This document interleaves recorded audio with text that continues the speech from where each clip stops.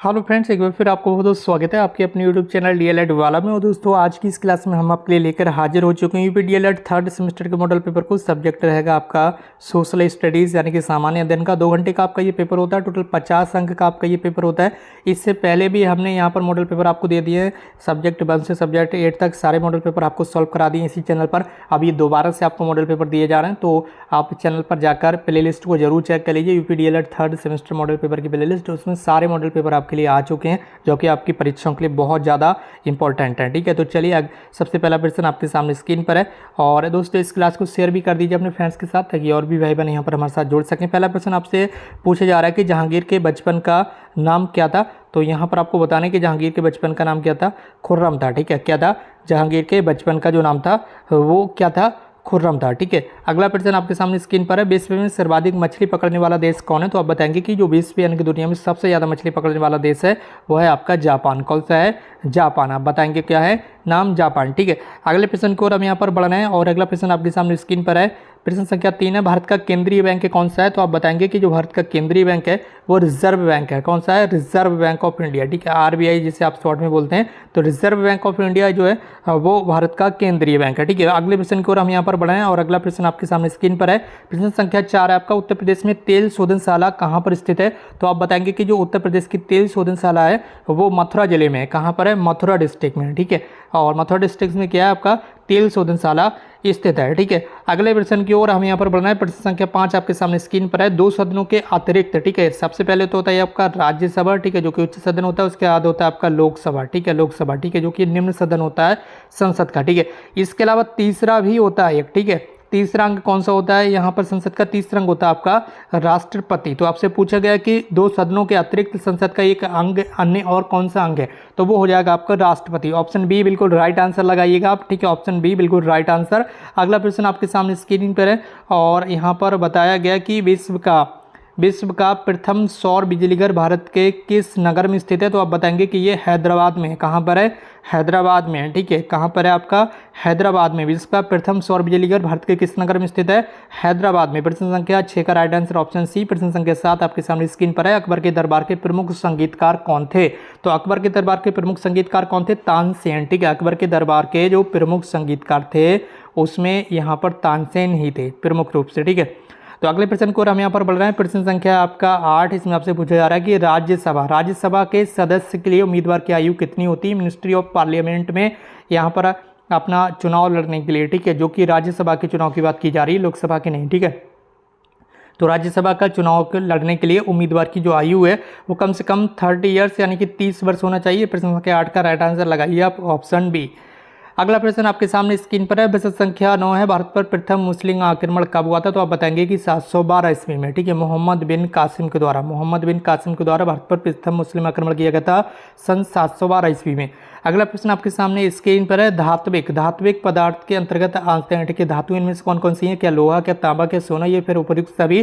तो आप बताएंगे कि ये सारे के सारे जो पदार्थ हैं ये सभी धात्विक पदार्थ हैं। तो आप उपर्युक्त सभी पर अपना आंसर लगा देंगे। किस पर लगाएंगे, उपर्युक्त सभी पर। प्रश्न संख्या 10 का राइट आंसर ऑप्शन डी। प्रश्न संख्या 10 का राइट आंसर ऑप्शन डी, उपर्युक्त सभी धात्विक पदार्थ है। प्रश्न संख्या यहाँ पर है आपका 11। ठीक है, प्रश्न संख्या 11 में आपसे पूछा जा रहा है कि जो पानीपत का द्वितीय युद्ध था वो कब हुआ था। तो 1526 में प्रथम युद्ध हुआ था, ये तो आपको पता ही होगा। जो फर्स्ट युद्ध हुआ था वो 1526 में हुआ था। ठीक है, और ये बाबर के द्वारा लड़ा गया था, जहाँ से आपको पता ही है मुगल काल की स्थापना हुई थी। लेकिन जो द्वितीय युद्ध हुआ था पानीपत में, ठीक है, पानीपत का द्वितीय युद्ध हुआ था आपका 1556 ईस्वी। आपको रखना है ध्यान, 1556 ईस्वी में पानीपत का द्वितीय युद्ध हुआ था। अगला प्रश्न आपके सामने स्क्रीन पर है। प्रश्न संख्या 12 है, भारत में शासन का प्रमुख कौन होता है। ठीक है, यहाँ पर कार्यपालिका का प्रमुख नहीं पूछा जा रहा है। ठीक है, बल्कि शासन का प्रमुख आपको बताना। तो शासन का जो प्रमुख होता है वो कौन होता है भैया, राष्ट्रपति। आप लगाएंगे प्रश्न संख्या 12 का right answer option C. Bharat में जो शासन करने का प्रमुख जो होता है वो राष्ट्रपति होता है। ठीक है, कौन होता है, राष्ट्रपति। कार्यपालिका का यदि प्रमुख पूछा जाए तो वो होता है आपका प्रधानमंत्री। ये भी ध्यान रखना। ठीक है, तो प्रश्न संख्या 12 का राइट आंसर आप लगाइएगा ऑप्शन सी, राष्ट्रपति।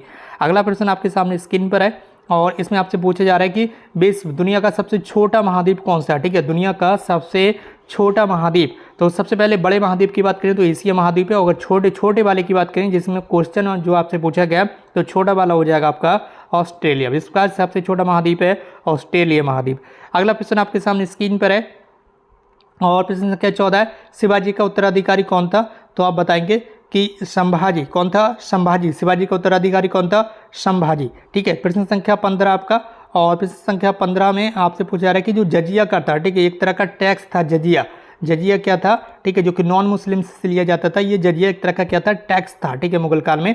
तो इसे समाप्त कर दिया था किसने? अकबर ने। किसने? बादशाह अकबर ने इसे समाप्त कर दिया था। तो प्रश्न संख्या 15 का राइट आंसर ऑप्शन सी। अगला प्रश्न आपके सामने स्क्रीन पर है और यहाँ से अति लघु उत्तरीय प्रश्न स्टार्ट हो चुके हैं। अब हम आपको बताते हैं कि ये जो PDF फाइल है, ठीक है, ये जो मॉडल पेपर है, इसे आप डाउनलोड कर सकते हैं हमारे टेलीग्राम ग्रुप से, और टेलीग्राम ग्रुप की लिंक इस वीडियो के नीचे कमेंट बॉक्स में है। तो फटाफट जाइए कमेंट बॉक्स से टेलीग्राम ग्रुप पर, और टेलीग्राम ग्रुप से जाकर तुरंत इसे आप डाउनलोड कर लीजिए और इसका रिवीजन भी आप कर सकते हो। नीचे इसमें आपको आंसर की भी मिल जाएंगी। ये जो ऑब्जेक्टिव क्वेश्चन है, इसकी आंसर की भी इसी मॉडल पेपर में नीचे अभी वीडियो के लास्ट में आपको सब कुछ देखने के लिए मिलेगा। इसीलिए आपसे कहते हैं कि वीडियो को एंड तक कंप्लीट देख लीजिए, कोई भी प्रश्न मिस ना कीजिए। ठीक है।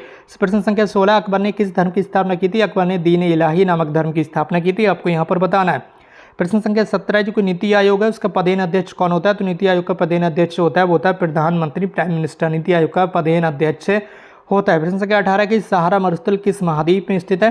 तो सहारा का जो मरुस्थल है वो अफ्रीका के उत्तरी भाग में अटलांटिक महासागर से लाल सागर तक 5600 किलोमीटर की लंबाई तक, सूडान के उत्तर तथा एटलस पर्वत के दक्षिण तक 1300 किलोमीटर की चौड़ाई में फैला हुआ है। ठीक है, तो ये कहाँ पर है? सहारा मरुस्थल अफ्रीका के उत्तरी भाग में। ठीक है, आपको बताना है। प्रश्न संख्या 19 है, न्याय के न्यायालय, ठीक है, जो यहाँ पर न्यायालय होते हैं, ठीक है, जो कोर्ट्स होते हैं, ठीक है, कोर्ट्स, आपको पता ही होगा कोर्ट्स, इसके टाइप्स बताने की कितने टाइप के ये कोर्ट होते हैं। ठीक है, तो सबसे पहले तो जिला लेवल पर एक कोर्ट होता है, यानी कि डिस्ट्रिक्ट लेवल पर जो कोर्ट होते हैं उन्हें हम जनपद न्यायालय बोलते हैं, कि जनपद स्तरीय।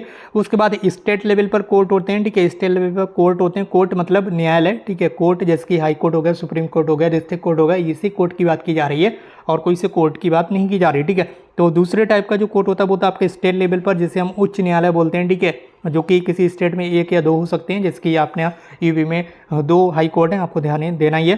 ठीक है, लखनऊ खंडपीठ है एक, इलाहाबाद उच्च न्यायालय की, दूसरा इलाहाबाद उच्च न्यायालय तो है ही आपका पहला।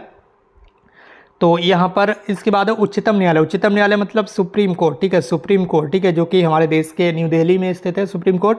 ये सबसे सर्वोच्च न्यायालय है, जिसे हम उच्चतम न्यायालय भी कहते हैं। तो ये कोर्ट्स के टाइप हो गए आपके।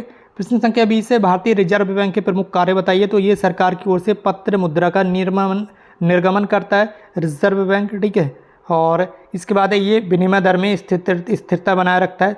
तीसरा पॉइंट है मुद्रा और स्टॉक पर नियंत्रण रखता है। चौथा पॉइंट है बैंकों का बैंक है, इसलिए अंतिम ऋणदाता के रूप में कार्य करता है। ठीक है, यानी कि ये ऋण भी प्रदान करता है। ठीक है, बैंकों को, ये बैंकों को समशोधन गृह की सुविधाएं भी प्रदान करता है। ठीक है, अगला प्रश्न आपके सामने स्क्रीन पर है। प्रश्न संख्या 21 है, राष्ट्रपति का कार्यकाल कितने समय का होता है? तो राष्ट्रपति का जो कार्यकाल होता है भैया वो 5 वर्ष का होता है। 5 वर्ष के बाद दोबारा इलेक्शन हो जाता है। किसका? प्रेसिडेंट ऑफ इंडिया का। ठीक है, यानी कि राष्ट्रपति का। प्रश्न संख्या 22 से मुगलकालीन 2 अति प्रसिद्ध इमारतों के नाम लिख दीजिए। यहाँ पर अति लगा दिया है तो आपको भी अति ही कर देना। ठीक है, अति लगा दिया तो मतलब बहुत प्रसिद्ध इमारतों के नाम बताना जो बहुत ज़्यादा प्रसिद्ध हैं, जहाँ पर देश ही नहीं बल्कि विदेश और महाविदेशों से भी जो सैलानी हैं वो भर भर के आते हैं देखने के लिए। तो आपको यहाँ पर अति पूछा गया तो आपको भी एकदम अति कर देना। तो बताना है कि सबसे पहला नंबर 1 पर आपका ताजमहल है। ठीक है, जिसे बादशाह शाहजहां ने बनवाया था, मुगल बादशाह, आपको पता ही है। दूसरा आपका लाल किला यानी कि रेड फोर्ट। ठीक है, दोनों ही जो इमारतें हैं वो बादशाह शाहजहां के द्वारा बनवाई गई थी, आपको रखना है ध्यान। और ये वेरी यहाँ पर फेमस, बहुत ही ज़्यादा फेमस है। ठीक है, आपको ध्यान रखना है। ठीक है, बहुत ज़्यादा फेमस इमारतें हैं जो कि अति प्रसिद्ध हो गई हैं। ठीक है, तो प्रश्न संख्या 23 है आपका, हल्दी घाटी का युद्ध कब किसके बीच हुआ था? तो हल्दी घाटी का जो युद्ध वो 18 जून 1576 ईस्वी को मेवाड़ के शासक महाराणा प्रताप और अकबर के बीच लड़ा गया था। इस युद्ध में मुगल सेना का नेतृत्व मानसिंह और आसफ खान ने किया था। ये भी आपको रखना है ध्यान। प्रश्न संख्या 24 है, संवर्ती सूची में आने वाले 4 विषयों के नाम बता दीजिए। अब संवर्ती सूची को आपको समझ लेना। संवर्ती सूची वह है जिस पर स्टेट गवर्नमेंट के साथ साथ सेंट्रल गवर्नमेंट भी अपना कानून बना सकती है, यानी कि संवर्ती सूची वह है। ठीक है, यहाँ पर आपको ध्यान रखना है कि स्टेट गवर्नमेंट भी उस पर कानून बनाती है। ठीक है, कोई भी ये सब्जेक्ट लीजिए, मान लीजिए एजुकेशन ही है। ठीक है, एजुकेशन है तो एजुकेशन के मामले में राज्य सरकार भी अपना कानून बना सकती है एजुकेशन के ऊपर। और दूसरा आपका सेंट्रल जो संघ सरकार यानी कि केंद्रीय सरकार होती है, ठीक है, सेंट्रल गवर्नमेंट होती है, वो भी एजुकेशन के संबंध में कानून बना सकती है। ठीक है, तो ऐसे सब्जेक्ट है जिन पर दोनों ही सरकार यानी कि राज्य सरकार और केंद्र सरकार, दोनों ही सरकारें कानून बना सकती हैं। ऐसे सब्जेक्ट को हम समवर्ती सूची में रखते हैं। तो इसमें कौन कौन से सब्जेक्ट आते हैं? सबसे पहला तो आपका मेडिकल हो गया। मेडिकल के बारे में स्टेट गवर्नमेंट के साथ साथ सेंट्रल गवर्नमेंट को भी कानून बनाने का अधिकार है। उसके बाद आपका एजुकेशन हो गया, ठीक है, एजुकेशन मतलब शिक्षा हो गया। उसके बाद धार्मिक संस्थाएं होती हैं। उसके बाद जो उद्योग वगैरह लगते हैं, ठीक है, इन पर स्टेट गवर्नमेंट भी कानून बनाती है और सेंट्रल गवर्नमेंट भी, ठीक है। इसके अलावा प्रश्न संख्या 25 से कबूलियत किसे कहा जाता था? तो किसानों के द्वारा अपनी भूमि और उस पर देय लगान का विवरण सरकार को लिखित रूप में देने को कबूलियत कहा जाता था, ठीक है। क्या कहा जाता था?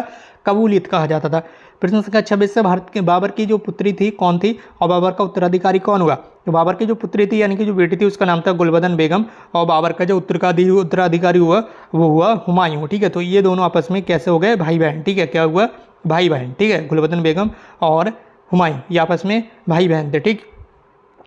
प्रश्न संख्या 27 से आपका इसमें आपसे पूछा जा रहा है कि स्थायी बंदोबस्त के 2 लाभ लिख दीजिए। तो इससे कंपनी के तथा लोगों के आर्थिक हितों की रक्षा हुई।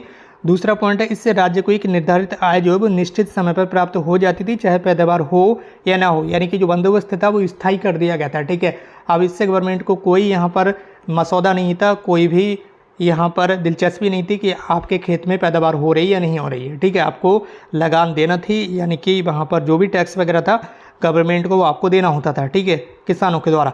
प्रश्न संख्या 28 है मरुस्थलीय प्रदेश किसे कहते हो? तो मरुस्थलीय या रेगिस्तान, ठीक है, मरुस्थलीय कह दीजिए या फिर रेगिस्तान कह दीजिए। ऐसे भौगोलिक क्षेत्र हैं जहाँ पर जलपात जो होता है, जो वर्षा का जल होता है या हिमपात का, ठीक है, वर्षा या हिमपात का जो जल का जो योग होता है वो अन्य क्षेत्रों की अपेक्षा काफ़ी कम हो जाता है, ठीक है। जैसे कि कहीं पर बहुत ही कम बारिश हो रही है तो उसे हम क्या कहते हैं? रेगिस्तान या फिर मरुस्थल कहते हैं, ठीक है। अन्य क्षेत्रों की तुलना में यदि कम बारिश होती है तो वह रेगिस्तान या मरुस्थल कहलाता है। संसदात्मक व्यवस्था किसे कहते हैं? तो संसदीय प्रशासन प्रणाली वह प्रणाली होती है जिसमें विधायिका या कार्यपालिका पर नियंत्रण होता है। कार्यपालिका विधायिका के प्रति उत्तरदायी होती है। जो कार्यपालिका होती है, ठीक है, ये विधायिका के प्रति उत्तरदायी होती है। कार्यपालिका की नियुक्ति विधायिका से होती है, ठीक है। कार्यपालिका की नियुक्ति कहाँ से होती है?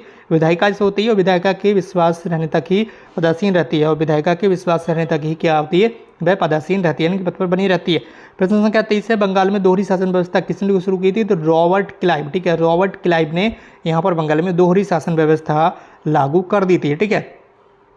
तो इसके बाद यहाँ से अपने लघु उत्तरीय प्रश्न स्टार्ट है, इनको आपको जरूर अच्छे से तैयार कर लेना। ये प्रश्न वेरी वेरी इंपॉर्टेंट है आपकी परीक्षा के लिए। हमने आपको कहा था कि इस PDF के लास्ट में यानी कि मॉडल पेपर के लास्ट में आंसर की आपके लिए दी हुई है, तो फटाफट जाकर इससे मॉडल पेपर को डाउनलोड कर लीजिए टेलीग्राम ग्रुप से, टेलीग्राम ग्रुप को ज्वाइन कर लीजिए। बाकी दोस्तों आज की इस क्लास को यहीं पर समाप्त करते हैं। हमसे जुड़ने के लिए बहुत बहुत धन्यवाद। Thank you so much for connecting with us.